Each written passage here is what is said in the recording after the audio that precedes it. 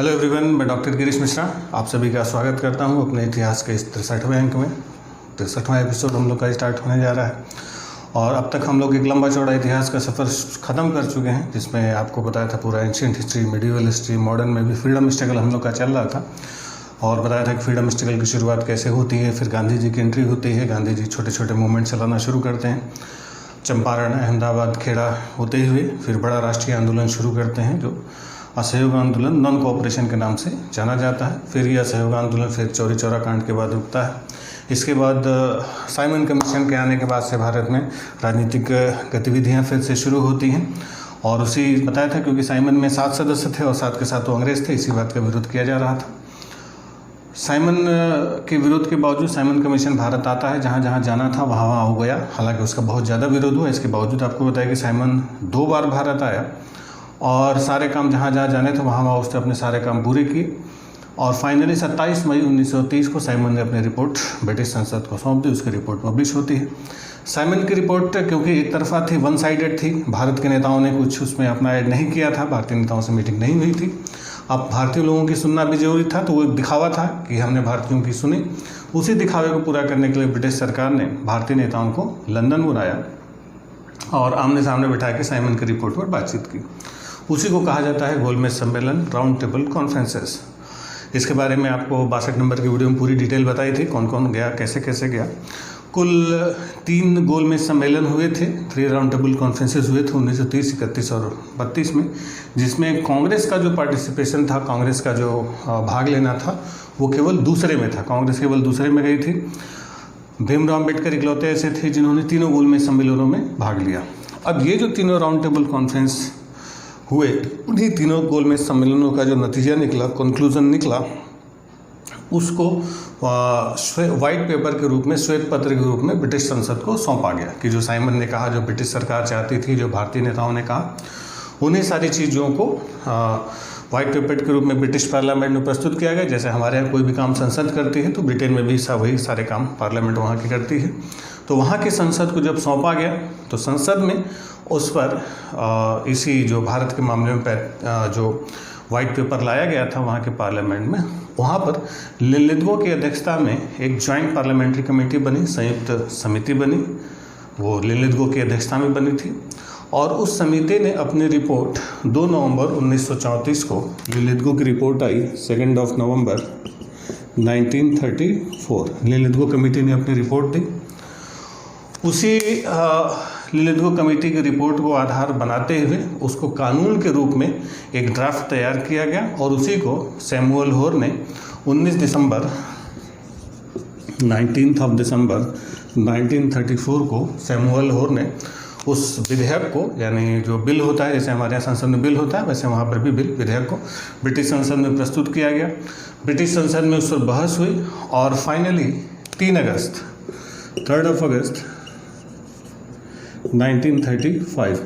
1935 को उस विधेयक को ब्रिटिश पार्लियामेंट की मंजूरी मिल जाती है और मंजूरी मिलने के बाद उस बिल का नाम बनता है government of India act 1935। Hindi में कहते हैं 1935 का भारत सरकार अधिनियम है, 1935 भारत शासन अधिनियम। तो ये जो 1935 का गवर्नमेंट ऑफ इंडिया एक्ट है, 1935 का भारत सरकार अधिनियम है, ये कोई नई चीज़ नहीं थी।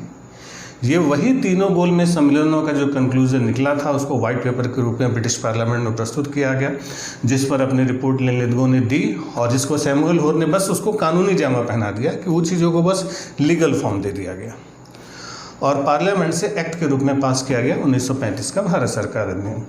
अब ये जो 1935 गवर्नमेंट ऑफ इंडिया एक्ट या 1935 का भारत सरकार अधिनियम, कहीं कहीं भारत शासन अधिनियम लिखा रहता है, ये एक बहुत ही विस्तृत दस्तावेज था, बहुत ही डिटेल्ड डॉक्यूमेंट था। अब इस डॉक्यूमेंट में क्या क्या बातें कही गई थी, कैसी कैसी बातें कही गई थी, इसको हम लोग संविधान, कॉन्स्टिट्यूशन का जो हम लोग का पार्ट होगा, पॉलिटी का जो पार्ट होगा, उसमें हम लोग डिटेल में देखेंगे। यहाँ पर इतिहास के लिहाज से जो चीज़ें इंपॉर्टेंट है केवल उस पर चर्चा करेंगे। पॉलिटी में पूरा एक बड़ा मुद्दा है, उस पर डिटेल में चर्चा करेंगे। सबसे पहली बात ये यहाँ पर जो काम किया गया कि जो हमारा वायसराय होता था, बताया था कि 1858 के बाद गवर्नर जनरल का नाम बदल के भारत का वायसराय कर दिया था। अब यहाँ पर वायसराय का नाम चेंज होकर फिर से गवर्नर जनरल हो गया, यानी अब भारत का वायसराय फिर से क्या कहा जाने लगा, भारत का गवर्नर जनरल यहाँ से कहा जाने लगा, पहली बात। दूसरी बात कि अब इसी 1935 के भारत शासन अधिनियम से जो बर्मा था यानी म्यांमार था, उसको ब्रिटिश सरकार ने भारत में मिला लिया था, तो बर्मा को भारत से अलग कर दिया गया। आपको बताया जब 1885 में जब कांग्रेस की स्थापना हुई थी और उस साल जो कांग्रेस की पहली बैठक हुई थी तो बताया था कांग्रेस ने बहुत सारी डिमांड की थी। तो 1885 की कांग्रेस की पहली जो बैठक हुई थी उसमें ब्रिटिश सरकार से जो डिमांड की गई थी उसमें एक डिमांड ये भी थी कि म्यांमार यानी बर्मा को भारत से अलग कर दिया जाए। आप सोचिए 1885 की डिमांड आके पूरी हुई 1935 में, 50 साल लगे थे डिमांड को पूरा कराने में, तो बहुत लंबा समय लगा, लेकिन बर्मा को भारत से अलग कर दिया गया। खैर, तीसरी जो बड़ी खास बात थी कि इसी में पहली बार भारत में आम चुनाव की बात कही गई, जनरल इलेक्शन, जो आज आम चुनाव होते हैं उस जनरल इलेक्शन की बात कही गई थी। और एक जो हमारा फेडरल सिस्टम है आज का, जैसे आप देखिए संघीय ढांचा है, जैसे संघीय ढांचे में आज एक केंद्र सरकार होती है, सेंट्रल गवर्नमेंट होती है, स्टेट गवर्नमेंट होती है, केंद्र में लोकसभा राज्यसभा होती है, राज्यों में विधानसभा विधान परिषद होती है, मुख्यमंत्री होते हैं। तो ये सारा जो सिस्टम था वो मोटा मोटी इसी एक्ट में दे दिया गया था। अब इस एक्ट में जो बातें बड़ी बड़ी कही गई थी, कि जैसे जो बातें थी जो केंद्र और राज्य के जो चुनाव की बातें थी उसको थोड़ा सा आसानी से हम लोग समझ लेते हैं। जैसे सेंट्रल की बात करें पहले केंद्र सरकार, तो केंद्र में जैसे बताया कि हेड कौन होगा, गवर्नर जनरल ऑफ इंडिया, ठीक। अब जैसे सेंट्रल में एक लोकसभा होती है तो वैसे वहाँ भी एक क्या होनी थी, लेजिस्लेटिव असेंबली जो सेंट्रल वाली होनी थी, इसमें भारतीय लोग चुनाव में हिस्सा ले सकते थे और इन्हीं में से चुन के एक कैबिनेट बननी थी। जैसे कैबिनेट मंत्री होते हैं आज, तो वैसे कैबिनेट मंत्री बनने थे। इस कैबिनेट मंत्री में जो अच्छे अच्छे मंत्रालय थे, जैसे डिफेंस मिनिस्ट्री है तो फाइनेंस मिनिस्ट्री है, तो जितने अच्छे मंत्रालय थे वो सब मिले अंग्रेजों को, यानी जो ब्रिटिश अफसर थे, और जो फालतू वाले विभाग थे, नाला साफ सफाई शिक्षा स्वास्थ्य, वो सब मिल गए भारतीयों को, जो इंडियन मेंबर्स थे इसके उनको मिले, ठीक। तो ये तो अच्छी व्यवस्था किसकी, केंद्र वाली। राज्य जो होते हैं स्टेट, जैसे आज राज्य 11 हैं तो उस समय, अरे जैसे आज 28 राज्य हैं तो उस समय 11 राज्य हुआ करते हैं। तो राज्यों के लिए जो व्यवस्था बनी, जैसे आज जैसे हमारे राज्य होते हैं, स्टेट होते हैं, तो स्टेट का कॉन्स्टिट्यूशनल हेड कहा जाता है गवर्नर। गवर्नर होता है ना, राज्यपाल जिसको बोलते हैं, तो उस समय भी राज्यपाल वाली व्यवस्था थी। राज्य में एक विधानसभा होगी, लेजिस्लेटिव असेंबली जैसे आज होती है, तो उस समय के लिए भी एक विधानसभा कहेगी, इसमें लोग चुनाव लड़ेंगे जैसे राज्यों के चुनाव होते हैं। फिर जिस भी पार्टी को मेजॉरिटी मिलेगी उसी पार्टी का नेता क्या बनेगा, सीएम बनेगा, मुख्यमंत्री बनता है। सीएम की सहायता के लिए क्या होगी, कैबिनेट होगी, ठीक। यानी इसमें भारतीय लोग चुनाव लड़ेंगे, जिस पार्टी को मेजॉरिटी मिलेगी, बहुमत होगा, तो यही कैबिनेट बनेगी। इस कैबिनेट में सारे लोग क्या रहेंगे, भारतीय रहेंगे, सीएम भी क्या रहेगा, भारतीय रहेगा, इंडियन रहेगा। लेकिन जो गवर्नर है वो कौन रहेगा, ब्रिटिश। जैसे आज होता है ना राज्यपाल, तो राज्यपाल को सीधे सेंट्रल गवर्नमेंट अपॉइंट करती है, तो वैसे इस गवर्नर को सीधे कौन अपॉइंट करेगा, इस गवर्नर को सीधे सेंट्रल गवर्नमेंट अपॉइंट कर देगी। यानी राज्यों के संवैधानिक तंत्र में भारतीयों के लिए जो विधानसभाएं थी वो थी, मुख्यमंत्री थे, कैबिनेट मंत्री थे, बस गवर्नर अंग्रेज था। लेकिन क्योंकि होता क्या है कि आप देखिए गवर्नर की भूमिका बहुत सीमित होती है, मुख्यमंत्री और उसकी कैबिनेट की सलाह पर ही काम करते हैं, वो अल्टीमेट पावर होती है, एंड टाइम पर काम करते हैं, लेकिन सारी चीज़ें इन्हीं के हाथ में होती है। अब इससे अगर आप कंपेयर करें तो जो सेंट्रल वाली व्यवस्था थी, जो केंद्र सरकार वाली व्यवस्था थी, उसमें और राज्यों में अगर कंपेयर किया जाए तो आप देखेंगे सेंट्रल में गवर्नर जनरल कौन है, अंग्रेज है। कैबिनेट में लगभग सारे अंग्रेजी हैं, फालतू विभाग भारतीयों को दे गए। अब यहाँ पर कैबिनेट में सारे भारतीय, अब यहाँ पर एक मुख्यमंत्री वाला भी पद है, लेकिन यहाँ पर वो जैसे आज प्राइम मिनिस्टर होता है केंद्र में, वो वाला हिसाब किताब नहीं था, सीधे गवर्नर जनरल था। यानी एक तरीके से सेंट्रल में अंग्रेजों की मेजॉरिटी ज़्यादा थी, उनके हाथ में पावर थी, और राज्य में जो भारतीय लोग थे इनके हाथ में पावर ज़्यादा दे दी गई थी। यही व्यवस्था दी गई थी गवर्नमेंट ऑफ इंडिया एक्ट 1935 में। ये जो संवैधानिक स्थिति भारत की बनी। अब ये तो दिया गया, अब इसके आते ही विरोध शुरू हुआ। विरोध तो होना ही था कि जवाहरलाल नेहरू ने कहा मूलतः सड़ा हुआ है, ये बिना इंजन की गाड़ी है, जिसमें खाली ब्रेक ही ब्रेक है, इंजन है ही नहीं है। जिन्ना ने भी खराब कहा कि भाई कुछ नहीं है इसमें, कुछ नहीं दिया गया। तो अब ब्रिटिश सरकार का कहना था कि ये जो 1935 के भारत सरकार अधिनियम है, बताया कि बहुत रिसर्च हुआ इसके लिए, बताया कि 2 साल पार्लियामेंट में डिबेट चली, कमेटी बनी, 3 राउंड टेबल कॉन्फ्रेंस हुए, साइमन 2 बार आया भारत। तो 7-8 साल लगे थे इस एक्ट को बनाने में। तो 7-8 साल की किचकिच के बाद तो सरकार ने एक्ट पास किया। अब इससे तो हम पीछे नहीं हटेंगे। सरकार ने कहा एक्ट तो यही वाला लागू होगा क्योंकि बहुत मेहनत लगी। भारतीय नेताओं का कहना था कि ये एक्ट गड़बड़ है, इसमें सेंट्रल वाली व्यवस्था गड़बड़ है, स्टेट में चली कुछ गनीमत हमको दी गई है। सरकार झुकने को तैयार नहीं थी। सरकार भी अड़ गई कि नहीं, जो इतनी मेहनत से पार्लियामेंट ने पास किया इसी पर हम लागू रहेंगे, इससे पीछे नहीं हटेंगे। भारतीय नेता कहे कि इसको लागू नहीं होने देंगे। अब फिर से एक तनातनी खींचातानी शुरू हो गई। तो इस एक्ट पर कोई समझौता नहीं हो पा रहा था। 1 साल बीता। दूसरे साल आते आते 1937 आते आते थोड़ा सा माहौल नरम हुआ। कुछ मीडिएटर लोग सक्रिय हो गए, कुछ जो लिबरल्स थे उन लोगों ने फिर बातचीत करनी शुरू की दोनों तरफ से कि भाई ठीक है, हम ये कहते हैं गवर्नमेंट ऑफ इंडिया एक्ट में कुछ गड़बड़ियां हैं, कुछ सारी चीज़ें सबको पता था कि सारी चीज़ें गड़बड़ नहीं थी, कुछ ही चीज़ें गड़बड़ थी। तो उनका कहना था कि अगर आपको कुछ चीज़ें सही लग रही हैं तो जो चीज़ सही लग रही है उस पर आप आगे बढ़िए, जो चीज़ सही नहीं लग रही उसको होल्ड कर दीजिए। यानी कि अगर भारतीय नेताओं को लगता है कि राज्यों में भारतीयों की स्थिति ठीक ठाक है, हमें अच्छी खासी स्वायत्तता मिली हुई है, तो राज्यों का चुनाव करा देते हैं, इसकी जो व्यवस्था है इसको लागू कर देते हैं। केंद्र वाली व्यवस्था पर अगर सहमति नहीं है तो इसको नहीं लागू करेंगे, इसको बाद में देखा जाएगा। क्योंकि सरकार भी एक्ट पर पीछे नहीं हट रही है, भारतीय नेता भी नहीं मान रहे हैं। तो बीच का रास्ता फाइनली 1937 में आके यही निकला कि सेंट्रल वाली व्यवस्था क्योंकि लोगों को पसंद नहीं आई थी तो इसको होल्ड कर दिया गया। और काम हुआ किस पर? स्टेट वाले पर, कि राज्यों के चुनाव करा दिए जाएं, राज्यों में भारतीय लोग शासन में आ जाएं, फिर देखा जाएगा, केंद्र के बारे में बातचीत की जाएगी। गवर्नर जनरल भी राजी था इस मामले के लिए। फाइनली इस पर सहमति हो गई, ये वाला अटक गया। तो अब मामला बना कि इसी 37 के एक्ट से चुनाव हुए। अब चुनाव केंद्र के लिए ध्यान रखेंगे, जैसे आज लोकसभा विधानसभा के लिए चुनाव होते हैं, लेजिस्लेटिव असेंबली स्टेट के और सेंट्रल के, तो उस समय लोकसभा वाला चुनाव तो नहीं हुआ, लेकिन राज्य विधानसभाओं का हो गया।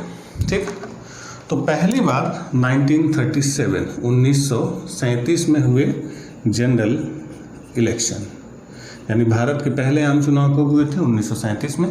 किस एक्ट से हुए थे? 1935 के भारत सरकार अधिनियम से। ठीक, राज्यों के लिए हुए थे, केंद्र के लिए नहीं हुए। अब ये जो चुनाव हुए तो इसमें जो पार्टियां थीं तो उसमें कुछ नई पार्टियां भी थीं। जैसे पंजाब में अफसर हुसैन ने यूनियनिस्ट पार्टी बनाई, बंगाल में फजलुल हक ने कृषक प्रजा पार्टी बनाई, उधर बंगाल में जो इंडिपेंडेंस वर्कर्स पार्टी थी अम्बेडकर की, तो इन लोगों ने व्यवस्था बनानी शुरू कर दी थी। तो इसी के तहत उस समय भारत में कुल 11 राज्य थे। कितने राज्य थे? 11 स्टेट्स में बांटा गया था। इन्हीं 11 राज्यों के लिए चुनाव हुए, वोटिंग हुई 11 राज्यों की। अब ये जो 11 राज्यों के चुनाव हुए, इसमें कुल लगभग 1885 सीटें थीं। उन 1885 सीटों में 711 सीटें सीधे सीधे कांग्रेस को मिली। 11 में से आउट ऑफ 11 5 राज्य ऐसे थे जिसमें जब चुनाव के नतीजे आए तो कांग्रेस को फुल मेजॉरिटी मिलती है। यानी कांग्रेस को मिलता है क्या? पूर्ण बहुमत। पूर्ण बहुमत की सरकार होती है। और 3 जगह कांग्रेस ने किया गठबंधन, अलायंस। तो जो गठबंधन का झगड़ा इंडिया में है, आज होता है ना गठबंधन और महागठबंधन और ठग गठबंधन, तो जो गठबंधन वाला हिसाब किताब था ये सब शुरू से चला। तो 3 राज्यों में कांग्रेस ने गठबंधन किया। तो कुल कांग्रेस की सरकारें कितनी जगह बनी? 8 राज्यों में। ठीक, मुस्लिम लीग बुरी तरीके से फ्लॉप हो गई।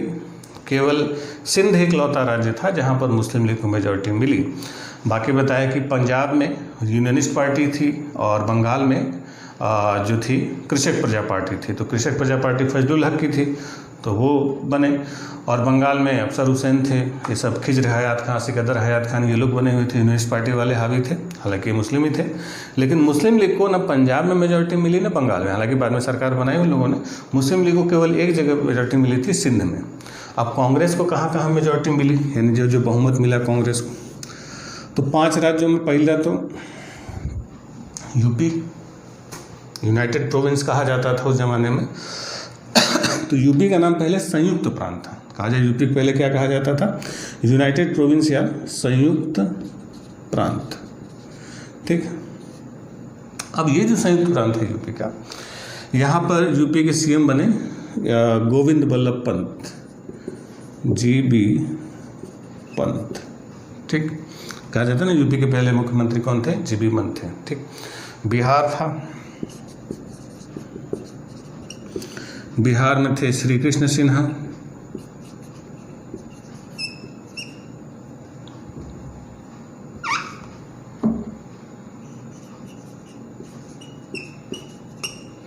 ठीक है।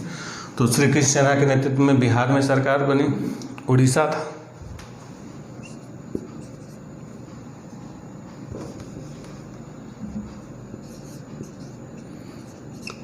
हालांकि ये जो उड़ीसा और बिहार थे ये दोनों पहले बंगाल के हिस्सा हुआ करते थे, लेकिन बंगाल से अलग हो चुके थे, तो इनके लिए चुनाव अलग हुआ। तो उड़ीसा के जो सीएम बने थे वो थे BN दास। ठीक, मद्रास में थी C राजगोपालचारी। C राजगोपालचारी पहले केंद्रीय राजनीति में पहले नहीं थे, पहले ये राज्य की राजनीति में थे। कितने राज्य हो गए? 1 2 3 4, पांचवा बना MP, जो उस समय मध्य प्रांत हुआ करता था। आज का जो मध्य प्रदेश है वो MP था। तो MP में बने थे NB खरे। बाद में NB खरे ने रिजाइन किया तो उनकी जगह रविशंकर शुक्ला बने थे, रविशंकर शुक्ला।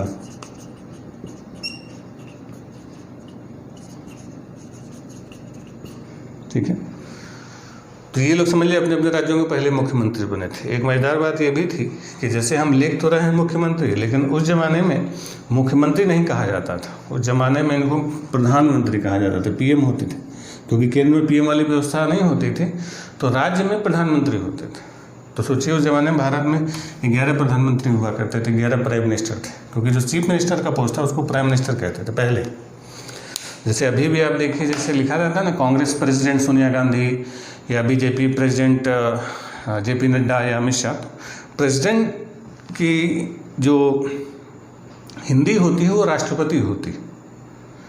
तो पहले जो इंग्लिश में लिखा जाता था कांग्रेस प्रेसिडेंट जवाहरलाल नेहरू कांग्रेस प्रेसिडेंट है, लेकिन हिंदी में लिखते थे कांग्रेस का राष्ट्रपति ही लिखा जाता था। लेकिन स्वतंत्र हुआ तो राष्ट्रपति का पद भारत में सबसे बड़ा हो गया, तो पार्टियों के लिए अध्यक्ष लिखा जाने लगा। तो पुराने ज़माने में शब्दावलियाँ थोड़ा अलग चलती थी।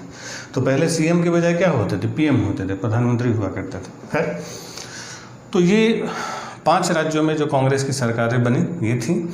बाकी बताया कि बंगाल में जो थे इंडिपेंडेंस पार्टी के साथ इनका अलायंस हुआ था मुस्लिम लीग का, फजलुल हक के साथ जो कृषक प्रजा पार्टी थी, और पंजाब में यूनियनिस्ट पार्टी थी।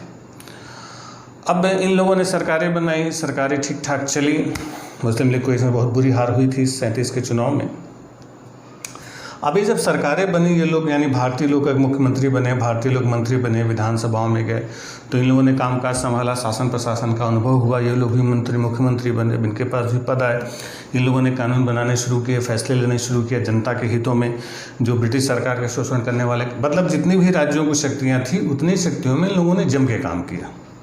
और मंत्रियों ने खुद कई जगह त्याग का परिचय दिया कि उन्होंने जो अपनी सैलरी थी, वेतन मंत्रियों ने खुद के अपने वेतन कम कर लिए थे, 500 रुपये महीना किया। जो रेलवे में इन लोगों को फर्स्ट क्लास का, जैसे आज मंत्रियों को मिलता है ना फर्स्ट क्लास का रिजर्वेशन, उस समय वो लोग सेकंड और थर्ड क्लास में ही जाते थे, फर्स्ट क्लास में नहीं जाते थे, उन्होंने मना कर दिया था। वो दौर था। अब आज तो फर्स्ट क्लास के नीचे जाए, अब तो ट्रेन में चलते ही नहीं मंत्री, होता हवाई जहाज से चलते हैं। तो अपने ऊपर भी कंट्रोल रखा, और कांग्रेस ने भी अपने मुख्यमंत्रियों के ऊपर और मंत्रियों के ऊपर कंट्रोल करने के लिए केंद्र में अपनी व्यवस्था बनाई हुई थी, ताकि सारी चीज़ें सुचारू रूप से चलते रहें। तो इन लोगों ने कुल मिला के बहुत ढंग से काम किया। खासतौर पर जो गिरफ्तार व्यक्ति थे, लॉ एंड ऑर्डर राज्यों का मुद्दा था, तो जो क्रांतिकारी बहुत सारे गिरफ्तार थे उन लोगों को रिहा किया गया। जैसे बटुकेश्वर दत्त थे वो रिहा हुए, यशपाल थे उनको रिहा किया गया। और बिहार में तो कैदियों की रिहाई इतनी ज़्यादा हुई कि गवर्नर को इंटरफेयर करना पड़ा कि मुख्यमंत्री और बहुत ज़्यादा कैदियों को रिहा कर रहे हैं, क्रांतिकारियों को रिहा कर रहे हैं। तो फाइनली दबाव बनाने के लिए बिहार की सरकार को 1 साल 1938 में ही रिजाइन करना पड़ा था। तो कैदियों की गिरफ्तारी को लेकर कांग्रेस से इतना झगड़ा होता था सरकार का कि कई बार सरकारों को रिजाइन करने की धमकी देनी पड़ती थी और रिजाइन भी करना पड़ा। खैर, किसी तरीके से खींचातानी करते करते 37 में सरकारें बनी, 38 तक चली, 39 का साल आया। अब जब 1939 का ईयर आया तो 1939 के साल में यूरोप में छिड़ा सेकेंड वर्ल्ड वार। हुआ ये था कि 1939 में यूरोप की राजनीति थोड़ी गर्म हो रही थी और उस यूरोप की गर्मा गर्म राजनीति में जो सबसे बड़ी हलचल थी, जर्मनी और इटली यही दोनों हलचल मचा रहे थे। 3 सितंबर 1939 को जर्मनी ने पोलैंड पर हमला कर दिया और जर्मनी के पोलैंड पर हमले से शुरू हो गया वर्ल्ड वार 2, द्वितीय विश्व युद्ध शुरू हो गया। तो जब यूरोप में उधर सेकेंड वर्ल्ड वार शुरू हुआ तो समझ लीजिए कि इस वर्ल्ड वार की छाया सीधे सीधे भारत की राजनीति पर पड़ता है। यानी वर्ल्ड वार शुरू हुआ यूरोप में, असर हुआ इंडिया पर, और अब हमारा पूरा जो फ्रीडम मूवमेंट चल रहा था, पूरा जो स्वतंत्रता संग्राम चल रहा था, अब वर्ल्ड वार की शैडो में चल रहा था, विश्व युद्ध की छाया में चल रहा था।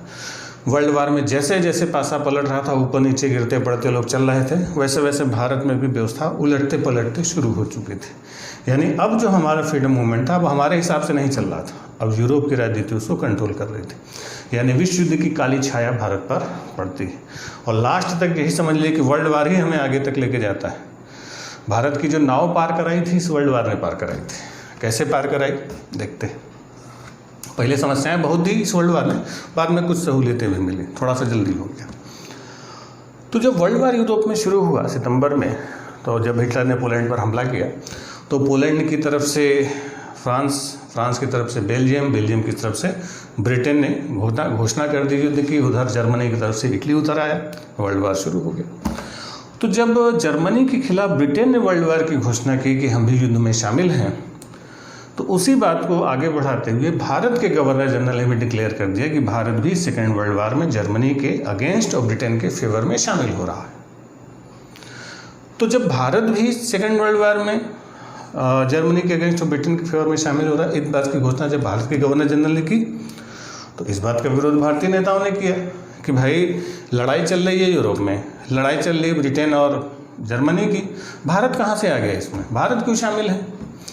तो गवर्नर जनरल ने कहा कि भाई अभी युद्धकालीन परिस्थितियां हैं, ब्रिटेन की हालत ठीक नहीं है, जर्मनी इटली बहुत एग्रेशन में है, इसलिए सेकेंड वर्ल्ड वार में भारत की मदद की आवश्यकता है, इसलिए भारत को सेकेंड वर्ल्ड वार में शामिल किया जा रहा है। तो कहा गया कि भाई आपको मदद की ज़रूरत है तो मदद मांगेंगे ना कि हमारी मदद कीजिए, कि कान पकड़ के ले चलेंगे चलो तुम्हारी मदद ले रहे हैं, ऐसा थोड़ी होता है। कि भाई आपको मदद चाहिए तो बोले ना कि हाँ सर हमें मदद चाहिए, हम ब्रिटेन थोड़ी मुश्किल में है, भारत मदद करे। आपने कान पकड़ कहा चलो हम तुम्हारी मदद ले रहे हैं, हमको बड़ी दिक्कत चल रही है, ऐसा तो नहीं होगा। तो आपको तो हमसे बातचीत करनी चाहिए। लेकिन गवर्नर जनरल ने मना कर दिया कि नहीं, भारत सेकेंड वर्ल्ड वार में शामिल है तो है। तो भारत को जब भारत की इच्छा के खिलाफ जबरदस्ती विश्व युद्ध में झोंका गया, इसी बात का विरोध कांग्रेस की सरकारों ने किया और इन कांग्रेस की जो 8 जगह सरकारें बनी थी इन लोगों ने रिज़ाइन कर दी, सारी सरकारें गिर गई, सब रिज़ाइन करते हैं एक तरफ से। और डेट थी 29-30 अक्टूबर 1939। तो इस 29 और 30 अक्टूबर 1939 में ये जो 8 राज्यों में कांग्रेस की सरकारी बाकी चलती रही थी, जो मुस्लिम लीग और बाकी पार्टियां थी, लेकिन कांग्रेस हट गई सरकार से। तो इससे भी एक फैक्ट बनता है कि जो पहली बार 1937 में सरकार बनी थी तो कितने समय तक चलेगी। ध्यान रखेंगे इन कांग्रेसी सरकारों का जो शासनकाल था कुल 28 महीने का था, 28 मंथ्स, 28 महीने का शासनकाल रहा इन लोगों का, सफलतापूर्वक 28 महीने बिताए थे। अब रिजाइन हुआ तो ये जो लंबे समय से व्यवस्था बनती चली आ रही, साइमन कमीशन, गोलमेज, 35 का एक्ट, तो एक जो लग रहा था कि हाँ व्यवस्था ठीक ठाक बन रही है, राज्यों में अब ठीक ठाक संभाल लिया था, तो लोगों ने सोचा कि अब राज्य में हमारी व्यवस्था ठीक ठाक हो चुकी तो अब केंद्र की तरफ देखेंगे, क्योंकि राज्यों में जितनी भी शक्तियाँ मिली हुई थी उसमें भरपूर काम हुआ, जनता को काफ़ी सारी राहत मिली, अनुभव मिला था लोगों को, तो लगा कि अब राज्यों में हम इतना काम कर सकते हैं तो केंद्र सरकार भी बना सकते हैं। अभी केंद्र की तरफ सोच ही रही थी तब तक घटना घटी, रिजाइन करना पड़ गया। यानी इतने लंबे समय से जो व्यवस्था चली आ रही थी सबकी सब ध्वस्त, सरकारें खत्म। 28 महीने तक मात्र इनका शासन रहा, यानी 2 साल 4 महीने खत्म हो गया सब कुछ। अब खत्म हुआ, जब कांग्रेस कुछ गलती करती थी तो बहुत से लोग खुश भी होते थे, जिनमें मोहम्मद अली जिन्ना थे, अंबेडकर जी थे। तो बाकायदा मोहम्मद अली जिन्ना और अंबेडकर जी ने 22 दिसंबर 1939 को इन लोगों ने मुक्ति दिवस मनाया जिन्ना ने, कि चलो अच्छा हुआ कांग्रेसियों से मुक्ति मिली, ब्रिटिश सरकार का शासन खुद से शुरू हुआ। धन्यवाद दिवस दिया अंबेडकर जी ने, थैंक गिविंग डे, दोनों साथ मिलकर मनाते हैं। तो 22 दिसंबर 1939 को कांग्रेस की सरकारों के रिजाइन करने की खुशी में धन्यवाद दिवस और मुक्ति दिवस भी सेलिब्रेट किया गया मोहम्मद अली जिन्ना और अंबेडकर जी द्वारा। तो ये भी होता था, जब कांग्रेस कुछ गड़बड़ी करती तो बाकी लोग पार्टी भी करते थे कि अच्छा हुआ कांग्रेस चली गई। उधर ये सब चल रहा था। उधर आपको बताया था कि 1939 में कांग्रेस का त्रिपुरी सेशन हुआ था, कांग्रेस के अधिवेशनों का एक वीडियो था। तो बताया था उस त्रिपुरी सेशन में गांधी जी और सुभाष चंद्र बोस भिड़े, क्योंकि सुभाष चंद्र बोस चाहते थे जर्मनी इटली का फेवर और गांधी जी चाहते थे ब्रिटेन का फेवर। उस चक्कर में सुभाष चंद्र बोस को रिजाइन करना पड़ गया और 1939 में सुभाष चंद्र बोस कांग्रेस से रिजाइन करते हैं और रिजाइन करके चले जाते हैं कलकत्ता, और वहाँ पर उन्होंने फॉरवर्ड ब्लॉक बनाई। इस वजह से कांग्रेस से उनको हमेशा के लिए निकाल दिया गया। तो पता चला कांग्रेस भी कमज़ोर पड़ी। तो इस वर्ल्ड वार ने भारत को शुरुआती दौर में बहुत नुकसान पहुंचाया कि इन सरकारों को रिजाइन करना पड़ा और कांग्रेस भी टूटी। सुभाष चंद्र बोस को कांग्रेस से रिजाइन करना पड़ा। इसी तनातनी के माहौल में फिर अगला साल शुरू होता है 1940। अभी ये सब तमाशा चल ही रहा था, ये सब उठापटक चली रही थी। अगले साल में नए बवाल खड़े हुए। वो क्या बवाल है उसको हम लोग देखा जाएगा। 1940 का बवाल क्या था।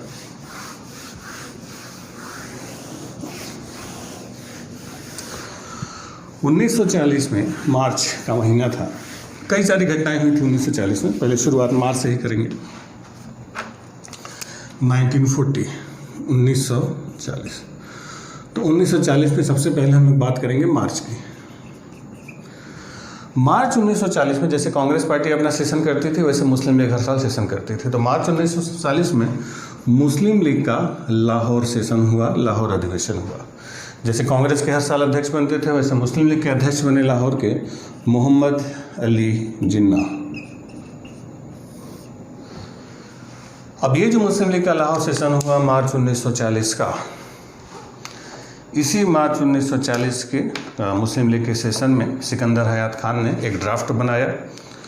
उस ड्राफ्ट को प्रस्तुत किया फजलुल हक ने, खलीक उजमा ने उसका समर्थन किया और इसी के साथ 23 मार्च 1940 को अलग से मुस्लिम लीग ने सेपरेटली डिमांड की